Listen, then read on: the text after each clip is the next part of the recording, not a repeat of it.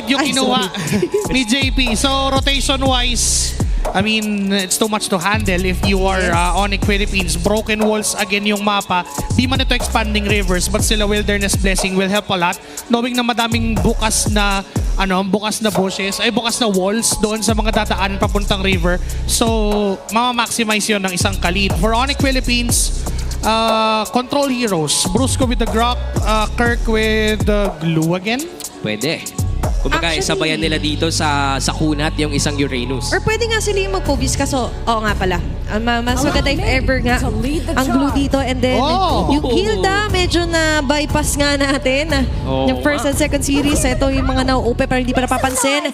And back to the hero pick, hero pool ni Kirk, ang isang CC. So parang ano, no? Sila naman yung magdo-double down sa mga damage output. Literal na 4 sa heroes nila. Actually, damay mo na yung Hilda. Lahat sa kanila ay kayang mag-deal ng damage. Control yung magiging problema ng Onyx Philippines if kukuha si Oheb dito ng high mobile na marksman. Options. Carry, may Moskov actually, which is very good. Or even the Granger actually ay nakakawala pa rin. And considering na sila yung team na hindi nila pinapansin pag-counter, basta Oheb, kaya ba ba? Oo. What if siya yung magbeya? Hindi. Sabi sa'yo Sayang eh. Granger pa din. Wala lang, parang gusto ko lang makitang ginagamit ni Oheb yung skin ng kanyang dakilang rival, di ba? Laban kay Kelra, pero still, Granger pa rin na gagamitin at ipapakita sa atin dito for the last pick ng Team Liquid. Kinabahan ako doon sa prediction ha. Buti pumasok. Na-shoot ko yung prediction, pero hindi nakashoot ng bola kanina. Si Kuya Jao. Ay, sorry. Na-preheat eh, no? Na-preheat na naman. Pero tingnan natin, makakapag-preheat ba ngayon ng Onyx considering na nagkaroon tayo ng adjustment pagdating sa kanilang ilang picks? Well, technically maganda yung naging adjustment to ban out that Franco for JP. Again, ang problema ay control. And gap closing wise, they have the Hilda and the CC. Maaabot naman yung Granger at some point. But if they can also be kited. When we say kited, pag ikaw yung dinala mismo ni Oheb, kakaabot nyo sa kanya, dinala siya papunta sa YSS o papunta dun sa Khalid. Counter engagement from TLPH is very too much, knowing na sila may control, yung Onyx wala. At sobrang ganda nga at alam ng Team Liquid kung paano paganahin yung kiting mechanics na ganon. Ilang beses natin nakita sa mga nakalipas nilang laban yung ganon. Pero the question is, kaya na ba nilang selyuhan to? Kaya na ba nilang baliktarin yung nangyari nung nakaraan? O babawi pa ang Onyx at force ang game number 3 kasi sa gitna, maaga agad na nagkakaroon ng ambahan ng dalawang teams. Maagap talaga ang i-expect natin, especially sa tandem na meron dito, Sanji and JP. Khalid and Yushin ba naman eh. Nandiyan yung balagbag, but still we cannot deny na kaya rin naman makipagsabay ni Brusco pagdating sa Hilda. May isa ko nakitang magandang bagay na ginawa ng TLPH. Okay. Imbes na, di ba dati nagli-leash yung mga roamers in yung mid lane. Tapos ngayon kasi bawal na yon. Teka lang! Ay! Ito yung bawal! Kasalanan na naman para kay JP getting that first blood. Ang malala nun, nag-flicker pa si Prince. So ibig sabihin lang, sobrang lala nung kasalanan na ginawa ni JP. And tapos, ayan o, tingnan mo, tuloy lang sa pagdidil ng pressure against Onyx. Tapos buhay pa siya. Sinubukan siyang patayin ng Onyx Philippines. I was just about to say na, teka nga lang, nag-i-explain nga. Ni-retrian pa nga eh. Teka nga nani. Pero bago ang lahat, balik tayo, Joshi Cakes. Ayan, eto na, may oras na talaga. Yung ginawa nila kanina, na hindi nag-leash yung dalawa, yung roamer and yung mid lane, instead ng nag-leash yung Granger, binaril niya ng isang Rhapsody yung orange buff ni Carl TC para mas mapabilis pa rin. Kasi kapag yung roamers ang nag-leash ngayon, even yung mid lane, may iwanan sila sa level. Madedelay sila, di ba? Yes. Lalong-lalo na meron ng additional XP plus coins kapag meron kang nare-reveal na kalaban. Tapos kapag nakiklear ka din sa gitna, hindi mo naman maagawan yung mid laner mo or yung iba pang kakampi mo. At magkakaroon ka din ng party mo. Pero ngayon, partihan na para sa Turtle, maagang sinisimulan to ng Team Liquid. Okay, nandyan na rin naman si Sanford sa loob mismo ng Turtle Pit. Na ngayon, sinisimulan pa rin naman ni Brusco na bruskuhin sila Carl TZ. Si JP din, oh, ganda ng pwesto niya dito. Literal. Oh, kakasabi lang. Dinadagdagan na naman yung kasalanan against King Kong. Sanford as well reaching the back lanes dito para sa Onyx PH. Meanwhile, nagpakawala naman Carl. ng Chaka pero si Mark Carl Uy, TZ si Carl. ay makakaligtas pa rin na getting the Cyclone Eye as well. Ang hindi makakaligtas ay si Brusco. King Kong? Nakakuha ba? Nanakaw niya ang Turtle sa kamay ng TLPH at nakakuha sila ng kill onto JP. Kay King Kong pa rin at sa Super Fan pa rin yung Turtle kasi ganda pa rin ng ginawa nila para ma-shove away si Carl TZ. Muntik-muntik ka pangang mamatay si Carl TZ doon, courtesy of Brusco. Ito naman yung maganda sa isang Hilda. Innately, may damage ka talaga. Power of Wilderness is enough para mag-zone away ng members. And not just zone give a threat na mamatay yung jungler. And with that, nakuha ng Onyx Philippines yung turtle na yon. Gusto ko sana i-comment yung ginagawa ng TLPH kanina na doon sa may butas na side, hindi doon sa, doon sa may, hindi pala balbas yan kasi hindi Hindi. pala Delix Omads. Oh. Diba? Doon Oy! nila kinakite yung turtle para mas malapit sa bush. Pero ito pala yung delikado. Super Friends going down. Meanwhile, at the cost of his life, mapapabagsak rin naman doon ni Brusco, Oh. si Ohe. Pero palitan na naman, ang dami nangyayari sa mapa. Pero tutok tayo sa may bandang taas kung saan si JP ang kumukontra kay Kelra. So that is going to be a 3-for-1. Namatay pala si King Kong at hindi natin nakita yun pero namatay din si Oheb. Nagkaroon din ng isa pa ng kill, si Brusco pa namatay, even Sa si gitna, Super Prince namatay. Oo. Tapos sa gitna ay namatay na naman yung Farsa. Gusto lang naman namin ikas yung laro pero hindi natin nakikita yung mga gantong kills agad kasi ang bilis ng mga pangyayari. And look at JP right there. Oh, eto kita natin real time. Absolute cinema kung sakali mapipick up niya yung solo. Pero hindi yata mangyayari yan kasi siya. Nagdasal! Ngayon! Oh Pag-inis kita my! ni Brusco. Yung pagdadasal ni JP, makakasurvive ng ilang segundo pero hindi enough dahil mapapatay pa rin siya doon nila Kelra. Sumusobra ka na Daddy JP at gusto mo na namang dagdagan yung mga kasalanan mo pero sabi ni Kelra, it's time para pagbayaran mo na yan. Gets ko na gusto niyang i-poke, gusto niyang i-pressure si Kelra. Pero for Team Liquid, kailangan pa rin nilang maging maingat since Kelra, Harit, Gold Laner, scaling pa rin yan. And all for the greater good pa nga rin yung ginawa ni JP doon at that time dahil nakakuha ng almost full energy shield si Oheb doon sa Torre. Yep. So all just to zone away itong si Kelra para makabawi doon sa nakuhang gold ni Kelra naman doon sa energy shields kay doon sa Granger. You're right. Kasi kanina siya yung nakakuha noon although mas malaki nga lang yung nakuhang value ni Oheb. Kaso namatay naman si Oheb. So parang even out pa din yung gold earned ng dalawang gold laners. Yep, and looking at the bigger picture, parang yun talaga yung ginagawa ngayon ni Sanford, JP, giving everything sa kanyang core damage dealers. Pero Sanford, medyo may ipit. Makakawala pa rin naman. Medyo mangangaray doon si Brusco. Susundan pa rin ang Lantern Flare. Nandyan ang pagdampot. Ang madadampot din ni King Kong on the way yung Turtle na kanilang masesecure. Going in, nandun yung Phantom Execution. Medyo masakit. No way out na nga ba? Lumiliko. Left on dashes. Ginawa na ng Sigma Jungler. Aabutan ba siya dito nila Sanji? Oo, pero sila pa yung mamamatay. Si Kelra dun sa likuran nakita si Oheb. Pero makakawala pa rin naman dito sila Oheb. Pero hindi yata makakawala sa mata ni Kirk ay si Sanford. Umamba. Andyan na si Daddy JP. Nagkaroon tayo ng palitan pero sino nga bang tunay na lumamang doon? I can say wala. Well, technically for Onyx Philippines, Ang ganda ng build-up, pre.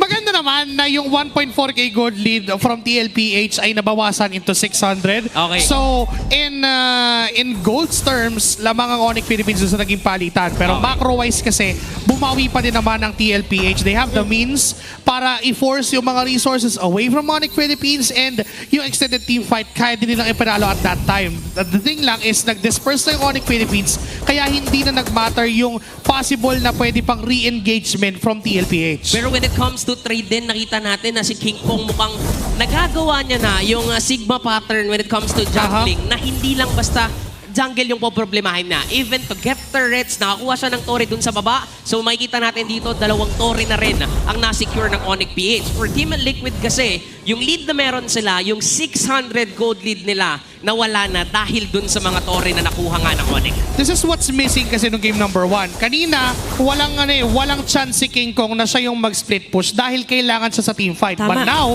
Kelra may damage, Sober Friends may damage, hindi siya naka-Joshin ngayon, naka-Farsa na siya. So technically, nabawasan ng burden si King Kong dito sa game na to. Nagkakaroon siya ng leeway para kumuha ng mga ibang parts ng mapa na kung saan tingin niyang makakalamang sila. And right now, even na yung ball game. This is what I was talking about na kailangan talaga may mag-relieve ng pressure. Hindi lahat pwede breadwinner lang dito si King Kong, di ba? And that is how you dissect kung ano nga ba yung main or root cause ng problema nyo. Kung bibigyan ng pressure, sige. Pero ngayon, pressure is on para sa panghuling pagong ng laban. JP sa likod, pwede lumikod. Pero there's going to be a Kazil play. Abutan naman dito ni Brusco sila sa Giver Carty. Easy pa rin makakasecure ng huling pagong. Abutan nga natin siya dito. There's going to be the chase down. Locking down on the members of the Sonics. Kaya na makakasayaw pa rin naman. Madadali dito si Cartesi. Sanford ang next target. At sa kabilang banda naman ay hindi aapat ang depensa para dito kala JP. Nagante nga pero atras muna magiging call ng Cavalry. Nakikita natin that's going to be a 2-for-2 trade. Pero kahit papano, lalamang pa rin ang Liquid kasi nasa kanila yung turtle. Nakuha ni Cartesi yung turtle sa kamay ng Onyx Philippines, and not just that, they were able to chase down. Although medyo naging malalim na, may damage output pa rin naman ng Onyx Philippines. It's Sanford na namatay doon sa process with Super Friends with the glowing one. That explains. So, kasi nag-heal na si Sanford nung time na yon na sinubukan niyang puntahan ito si Super Friends. But because of the glowing one, reduced yung healing, he was able to take down that Uranus. Pero hindi pa rin tapos kasi TLPH, meron silang way para lamangan ng lamangan yung Onyx Philippines dahil sa ginagawa ni Sanji para kay OHEB. Yung Lantern Flare is enough to put some distance sa Onyx Philippines para mas maka-free hit ng maayos itong si OHEB. Pero alam din naman ng Onyx dito kung ano yung kailangan nilang gawin. Yung AOE na nanggagaling mula sa kanilang mga damage dealers, nanunuot na rin sa balat dito ng TLPH. And aside from yung ginagawa nga ni Sanji, si JP din may set up. Okay, nag-commit silang lahat dito kay Brusco. Kaso nga lang, sa dinami-dami ng kanilang binagsak, hindi pa rin bumagsak si Brusco. Nakita natin yung sustainability na meron dito ang isang Hilda. Partida, wala tayo sa dangerous grass. Pero alam naman natin na basta may damo, kayang-kaya ng Hilda yan. Di ba? Meron nga yung Hilda mo. Kasi nagigil siya sa damo. Pero aside from that, nakikita natin dito kung paano sinozone ni JP si Super Prince. Hindi pa natin nakikita si Prince na naging malaya siya sa paggamit ng kanyang ulti. Parang ang pinaka-responsibilidad ni JP, every time makita niya yung Feathered Airstrike, yun yung papasukin niya. Si Super Prince lagi. And maganda na pinipili somehow ng TLPH yung mga targets nila. They tried Brusco, pero now that they know that they can't, pwedeng mag-iba na yung target ng TLPH. Although for Onyx Philippines, Kelra is a problem. Kelra is a force right now. Kailangan din nilang pigilan yung Harith kasi kapag malaya siya nakakasayaw, yung freedom of movement mula sa Harith, na-overcome niya yung freedom of movement ni Cartesi dahil may Feathered Airstrike pa siyang kinoconsider. And that's why hinahanap na pilit ni JP yung two specific heroes and players na binabanggit niya, Super Prince and even Kelra. But checking off the spot here, maganda yung position dito nila Sanford, and as well as dito sa may bandang kanan ng ating screen ay sila King Kong and Kirk na mukhang walang balak na i-reset itong board dito, pero si Brusco ang reverse down. JP on the other hand jumping on to Super Prince, hindi makakinabangan yung Predator Strike, pero sa ngayon na ikasamaan, pero matatanggal pa rin siya sa listahan. Kelra sa likod! At si Kelra sa pinakalikod ay nangyayari na nga dalawang pangyayari ang sabay na ginagawa. Kelra onto OHEB. Flicker out! Hindi abutan na Sigma Jungler. Nakakabaliw na yung mga pangyayari pero super fan pa rin ang makakasecure ng Lord. Dahil yon sa ginawa ni Kelra ng pagsayaw, yes, na-zone si Super Prince. Pero hindi na-zone si Kelra. Malaya din doon si King Kong. And at the same time for TLPH, si Cartesi naman yung pinapahirapan ng mga members na yon. Napakaganda nung ginawa ni Kelra na pag-isolate ng sarili niya. Nung a time na nakita niya pumasok si JP kay Super Prince, lumayo agad siya and hinabol niya yung mga ibang members. Nandun din naman si Sanford na kasama ni JP. So walang tutulong doon sa tatlong members ng TLPH. Tama, he knows na wala namang bababad sa harap ko. And technically, kung sabayan lang ng damage, kayang sumabay ng isang Harith onto the Granger and even onto Sanji. And now, it's time for Onyx to somehow manipulate na naman yung mga roads na pwedeng daanan lang ni JP, which is a very good tactic kasi nahati yung atensyon ng TLPH. Makulong niya man si Super Prince, pero it took a lot of effort to reach him. Hindi na rin kasi natatakot yung Onyx PH dito kasi alam nila marami din silang damage dealers sa side ng Super Fam. Doesn't matter if ma-zone out si Super Prince kasi nandyan naman si Kelra, nandyan si King Kong, nandyan si Kirk para mag-deal ng damage output. It doesn't matter if ma-zone out si Prince, meron pa kaming damage dealers. Yes, and there goes Kirk na pangalawa sa damage dealt overall during this game number 2. First, si Kelra pa din. And kailangan kailangan na mag-switch ngayon ng TLPH when it comes to their targeting. Kailangan na lang i-control itong Harith ni Kelra. Even though na naka-purify pa siya, kailangan ma-force yun with that Zoshin and that Khalid na hawak ni Sanji at ni Daddy JP. Silang dalawa yung pwedeng humabol doon kay Kelra. Tama, kailangan na nilang i-contain to. Kasi na-checkan na kanina si Super Prince. Pero katulad ng condition na minention mo, kailangan silang dalawa ni Kelra ang makita dito nila JP. Alam mo yung broken walls, parang mas naging malawak yung playground ng mga players natin. Totoo. Literal na, ang dami nilang ginagamit, ang dami nilang pinapasukan, at yun ang nagiging way para mas makapag-deal sila ng pressure. And right now, parang nasa square one lang tayo. Hindi natin masasabi na TLPH talaga yung may hawak ng control. Kasi alam din nila, hindi basta-basta pwedeng mag-initiate sila against Onyx kasi iba yung counter mechanics ng Onyx PH right now. At ngayon makikita rin nila, nagpakulagad ng Mountain Shocker dito si Carl TC, so they know yung threat na nagbabadyo doon sa top lane. So, Dinahan sa mapa for din. Onyx PH, it's time to rechange yung kanilang naging rotation. Pero ngayon, forcing out. Defender there sa Carla, medyo nangalahati ang buhay doon. Yun naman pala yung rason kung bakit sinozone out si Super Prince. Kasi kung malaya si Prince, ganun yung threat na mai-impose niya against Liquid.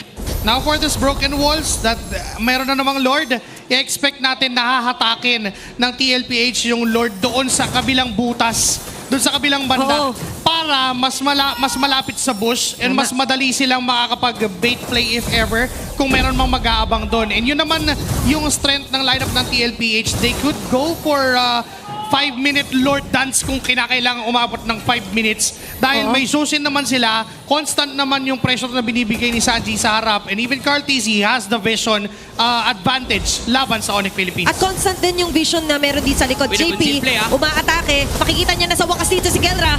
Kinumit niya na rin dito yung Raging Sandstorm. Kaso nga lang makakampante sa frontline sa DLPH. At ngayon, hindi lang yung nakala makukuha. Pati yung Lord, masisecure ni King Kong. At ngayon, next target's going to be JP. Sanford flickering out. Aabutan pa rin ng Super From. Kelra with a mega kill. Babagsak ang Predator Sexy Oheb. At si Sanji matitira. Susunod pa. Pipirma si King Kong. Pero masyado ka na yata malalim dyan.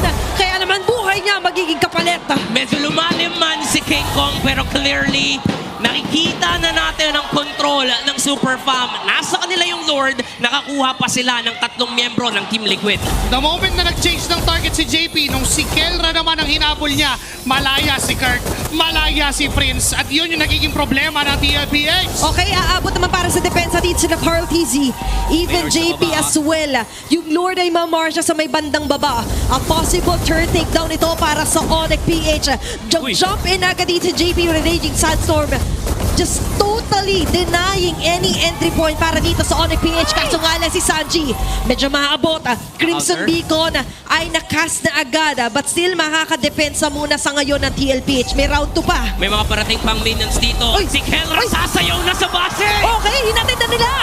Pauwi ang cavalry at ngayon ang gante! Even Kelra going in with a chrono dodges. Kirk as well! Sakit! Grabe naman yung mga yo-yo blitz dito! May mga bala na tatama sa kanya. Iindahin yung sakit, iindahin yung damage. Pero para sa Onyx PH, ito na yung pagkakataon nila para extend ang matchup na ito. The Golden Rivalry is still alive as Kelra goes in with a Salmon Force. At tatapusin ang game number 2, ensuring a game